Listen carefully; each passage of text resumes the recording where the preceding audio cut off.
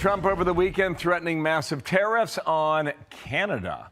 The president posting this: if Canada makes a deal with China, it will immediately be hit with a 100% tariff against all Canadian goods and products coming into the USA. Now, the Canadian Prime Minister Carney now pushing back, saying this on Sunday: we have no intention of doing that with China or any other non-market economy. What we have done with China is to rectify some issues that developed in the last couple of years. So where does this stand? I want to bring in Kevin O'Leary, chairman of O'Leary Ventures. Tell us, where is this going? Or is that actually going nowhere, do you think, in the end? No, actually, it's a very important development, but for reasons most people don't see. But let me explain it by the numbers, because Please. as you know, I look through all of these issues as an investor. So Trump hasn't talked about Canada for almost 14 weeks. And all of a sudden, in that speech in Davos, the spitball fight between the two of them, all of a sudden became top agenda item for both countries.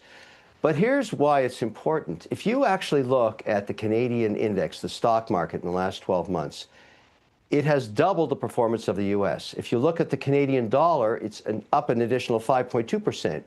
You've basically made almost 40% going long Canada, because the market believes that these two countries have to unite one way or another economically, not from a sovereign basis. And Trump made that clear, just joining the dots for everybody now, when he said Greenland was a strategic importance in terms of missile defense.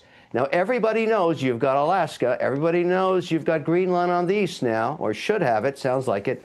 But the big hole in the middle, that's Canada. That's the NORAD agreement. And that technology is so old up there, you have to go out of the tent with a firecracker lighter to get a missile going. It's floppy disks. It's 1960s technology. So billions have to be spent if you want a defense dome.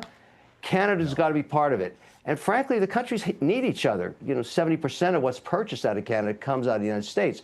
So this is the beginning, and I'm very proud to make, I think, this announcement of a negotiation. I know it sounds crazy, but these two have to kiss and make up, because both have something the other desperately needs. A couple of things here. Let me roll the Treasury Secretary from Sunday. Then I want to change topics here. All right, Scott Bessent on this battle back and forth with Canada. Let Canada become an opening that the Chinese pour their cheap goods into the U.S. We have a USMCA agreement, but based on that, which is going to be renegotiated this summer, and I'm not sure what Prime Minister Carney is doing here, other than trying to virtue signal to his globalist friends at Davos.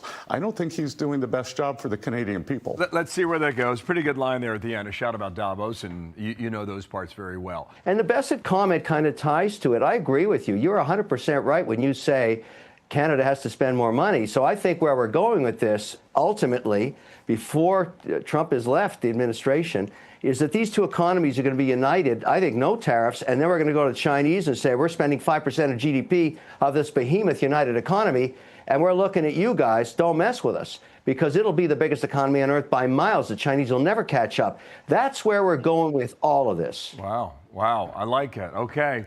Don't know when we get there. Hopefully sooner rather than later. Nice to see you, Kevin. Take care. All right.